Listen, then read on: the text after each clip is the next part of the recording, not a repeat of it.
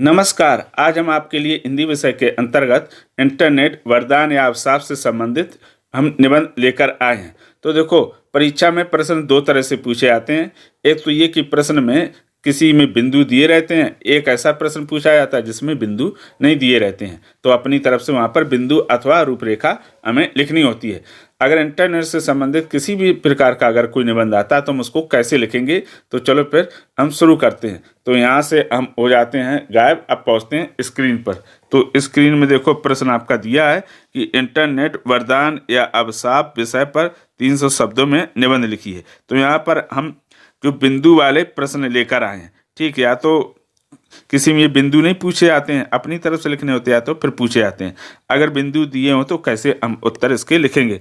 तो सबसे पहला बिंदु इसमें दिया प्रस्तावना, दूसरा दिया इंटरनेट से आशय, तीसरा दिया है इंटरनेट के से लाभ, और फिर चौथा आपका दिया है सदुपयोग की समझ, और पांचवा दिया उपसंहार। तो इसको हम क्या करेंगे, देखो दो तरह हैं, या तो आप जैसे ये उत्तर लिखने के बाद नीचे पांचों बिंदु लिख दो, फिर उसके बाद डिस्क्राइब कर दो, या फिर डायरेक्ट आप बिंदु लिखना शुरू कर दो।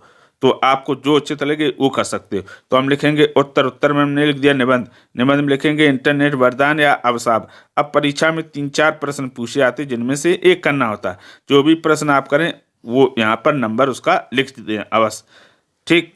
अब पहला बिंदु जैसे दिया है इसमें प्रस्तावना, इंटरनेट आधुनिक युग की महानतम खोजों में से एक है जिसने संचार, शिक्षा, व्यापार और मनोरंजन में क्रांतिकारी बदलाव लाए हैं। यह जानकारी लोगों तक तुरंत पहुंचाता है और दुनिया को जोड़ता है। हालांकि साइबर अपराध, गोपनीयता, सोशल मीडिया की लत और गलत सूचनाओं के प्रसार से इसके नकारात्मक प्रभाव भी दिखाई देते हैं।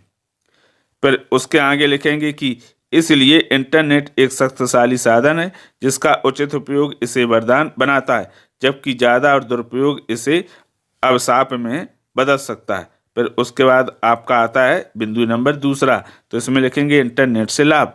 तो इंटरनेट एक वैश्विक नेटवर्क प्रणाली है, वैश्विक का अर्थ होता है विश्व में चलने वाली, है ना, जो कई कंप्यूटरों और इलेक्ट्रॉनिक उपकरणों को आपस में जोड़ती है। यह सूचना आदान प्रदान, संचार, मनोरंजन, व्यापार और शिक्षा जैसी सेवाओं के लिए उपयोग किया जाता है। इंटरनेट के माध्यम से लोग विश्व भर में किसी भी व्यक्ति से जुड़ सकते हैं और किसी भी प्रकार की जानकारी कुछ ही सेकंड में प्राप्त कर सकते हैं। यह आधुनिक युग की सबसे महत्वपूर्ण तकनीकी उपलब्धियों में से एक है जिसने जीवन को तेज, सुविधाजनक और डिजिटल बना दिया। डिजिटल का अर्थ होता है अंक पर आधारित। फिर तीसरा बिंदु आपका आता कि इंटरनेट से लाभ, इंटरनेट ने जीवन को सरल और सुविधाजनक बना दिया है। यह शीघ्र संचार, ऑनलाइन शिक्षा, डिजिटल बैंकिंग, ई कॉमर्स और मनोरंजन जैसी सेवाएं प्रदान करता है।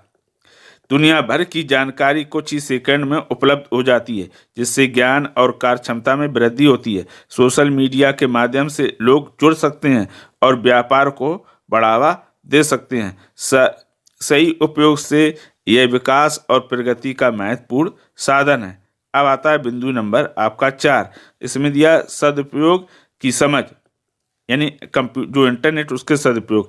इंटरनेट का सदुपयोग शिक्षा, सूचना, संचार और व्यवसाय में लाभकारी रूप से किया जा सकता है।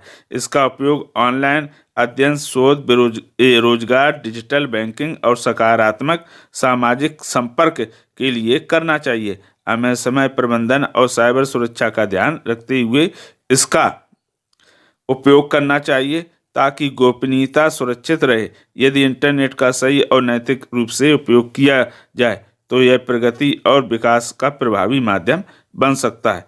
फिर अंत में हम लिखेंगे पांचवा बिंदु आपका उपसंहार, जो पूरे निबंध का निष्कर्ष या निचोड़ होता है। इंटरनेट आधुनिक युग की अनमोल देन है जो ज्ञान, संचार, व्यापार और मनोरंजन का मुख्य स्रोत बन चुका है।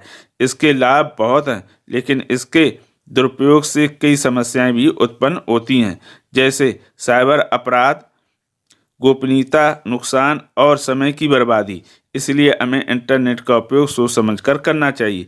यदि इसका सही दिशा में प्रयोग किया जाए तो यह प्रगति, विकास और ज्ञान का मजबूत माध्यम बन सकता है।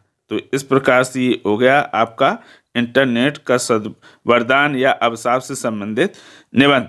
इसके डिस्क्रिप्शन बॉक्स में मैंने और भी निबंधों की लिंक दे रखी है, आप वहां जाइए, सरल भाषा में निबंध सीखिए। अगर किसी प्रकार का कोई डाउट हो तो कमेंट अवश्य करिएगा। तो फिर आज के लिए इतना ही, अब हम फिर मिलेंगे किसी नए विषय के साथ, तब तक के लिए धन्यवाद।